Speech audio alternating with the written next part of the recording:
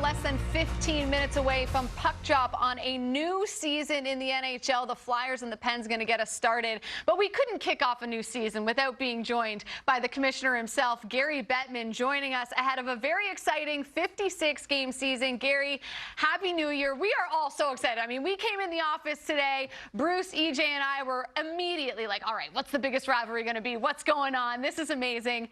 How excited are you? I'm incredibly excited.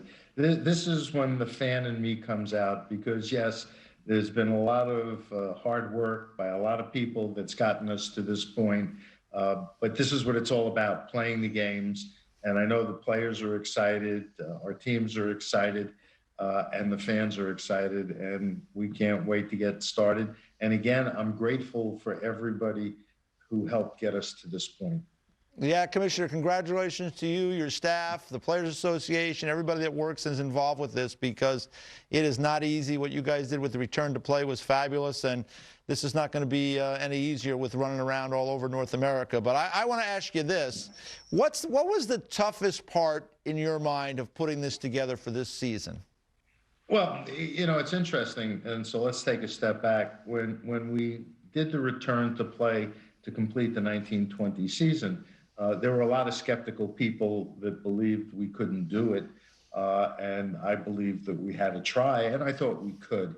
Once we got into the bubble and we had come out of training camp and we had done so much testing and we believed everybody who was coming into the bubble was COVID-free, knowing how tight the bubbles were going to be, both in Toronto and Edmonton, we had a pretty good comfort level that this was going to work. I mean, obviously something could have gone wrong. This is actually a little bit harder because we're in not even semi-bubbles, but we're being very restrictive in terms of how we're doing things to try and minimize the risk. But there is an exposure element to this, which we're trying to keep to a minimum. So whether it's reducing travel and not doing what we normally do with having every team play everybody else, part of that was imposed, obviously, by the fact that we can't cross the U.S.-Canadian border. And the fact that all clubs in each city have to use the same hotels so we can be comfortable with the protocols and the restrictions on all team personnel when they're on the road in terms of what they can and can't do and how they can do it. With all of that in the protocols, it's going to be a little bit more difficult to manage. And if I had suggested to somebody over the summer that the bubble was going to be easier than this, they would have thought I was crazy. Hey, Gary, just a quick question, and I know you probably can't answer it because it depends on the way the world goes, but do you foresee any situation where the fans might, or some fans might be let into the building as time goes on? That's a great question, and the answer is I hope so. It's not within our control. I think there are 5 or 6 of our teams that play in places where they can have a limited number of fans. Tampa originally planned on having fans tonight, but because of the spiking of COVID-19 in Florida, they decided against it, which I think was the right decision.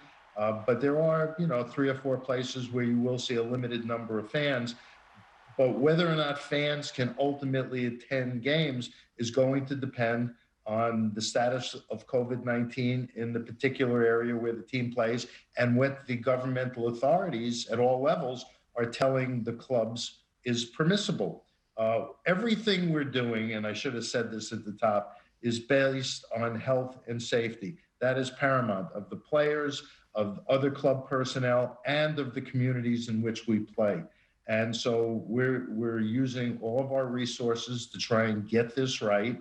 And I think for the most part, we have to anticipate that this season will have no or a limited number of fans in most places.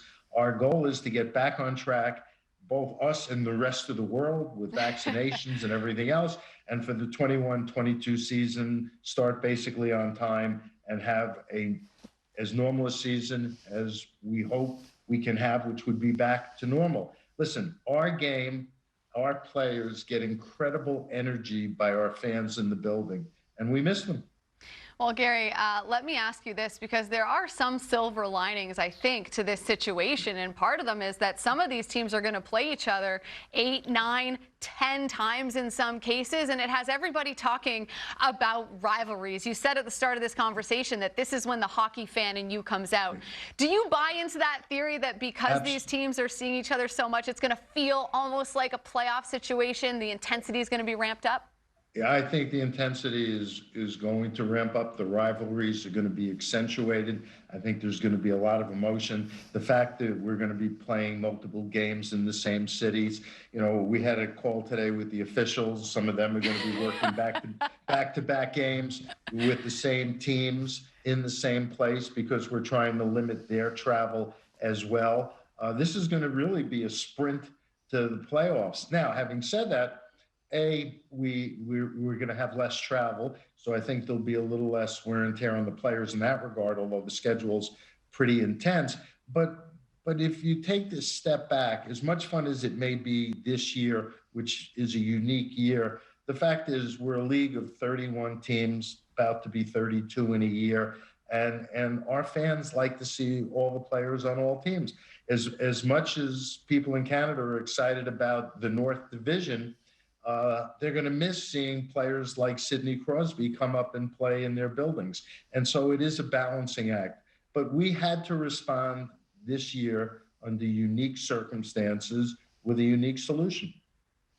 You know, Commissioner, it's interesting. We've come to love the outdoor games over the last several years, the Winter Classic and the Stadium Series. And, we missed some of that, but we're going to get something really unique this year. You guys are going outdoors to play a couple of games in Lake Tahoe, which is one of the most beautiful spots in the United States, maybe the world. How did that all come about, and how hard will that be to put together? We were really focused on the fact that we have great events throughout our season, whether it's the All-Star game or the outdoor games. And we wanted to do something that would be special.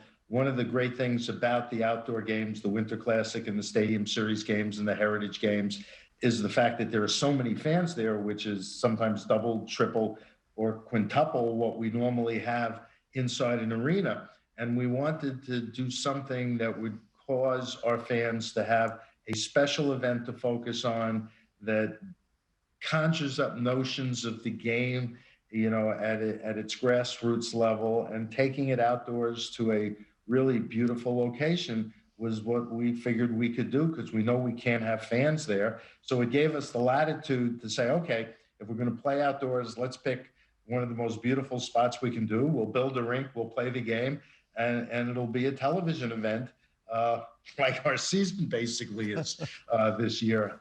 And so we wanted to create a special event, and we think we're going to have a lot of fun with it. I'll tell you what, the TV crews are going to be so excited about the scenics that they are going to get going in and out of break for those outdoor games. But we are less than 10 minutes away from the first game of the official season. It's so exciting that we are actually here and it's really happening. Gary, we appreciate you taking the time to chat with us. Enjoy the games tonight. Everybody, you please, all your viewers, please enjoy the games, enjoy the season, but most importantly, be safe and stay healthy. Thank you. Thanks, Gary. You're the best. Thanks.